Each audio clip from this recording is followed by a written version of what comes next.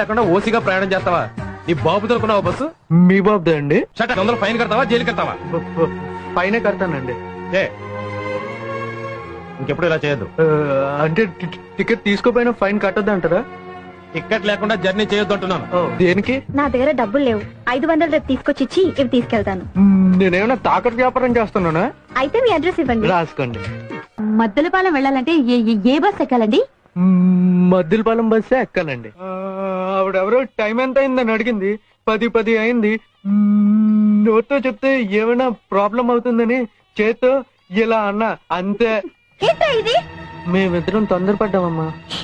పెళ్లి చేసుకున్నాం అనాలి. ఓ, పెళ్లి చేసుకున్నామమ్మా. అయ్యోరా, నాకు చెప్పకుండా పెళ్లి చేసుకోవడానికి నువ్వు నాకు చెప్పావా?